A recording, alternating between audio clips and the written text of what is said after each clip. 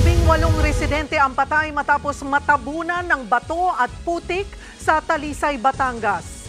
Live mula sa Talisay, nasa frontline ng balitang yan, si Raynel Pawid.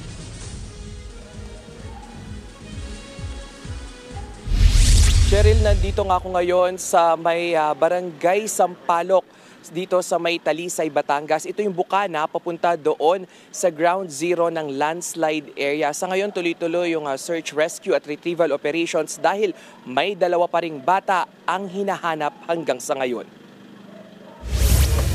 Halos wala nang mailuha ang dalawang lalaking yan habang hinihimas ang labi ng kanilang mga mahal sa buhay.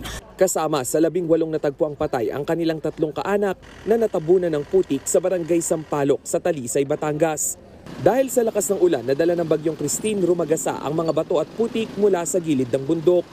Si Rose nanlulumo pa rin dahil sa harap mismo ng kanilang bahay nakita ang 12 taong gulang na anak ng kanyang kaibigan. Nahukay rin sa lugar ang isa pa niyang kaibigan at itinuturing na kuya na si Sidro. Maliit lang naman po kaming purok, so nagkakasalubungan po kami every day, nakikita po namin, kaya halos magkakilala po kami dito. Sa ngayon, 2 bata pa ang hinahanap sa lugar. Bukod sa mga heavy equipment, gumamit na rin ng K9 dog sa paghahanap sa kanila. Sa palibot ng landslide area, balot na ng putik at naglalakihang bato ang mga bahay. Nagsala-salabat din ang mga sasakyan sa kalsada na binalot ng putik.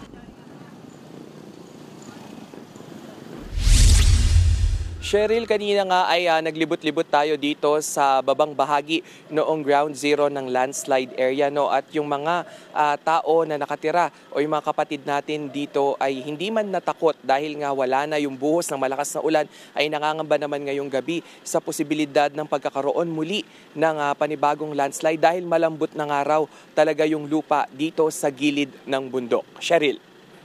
Maraming salamat, Raynel Pawid. Mga kapatid, Cheryl Cosim po, huwag maging huli at maging una sa lahat sa balitaan.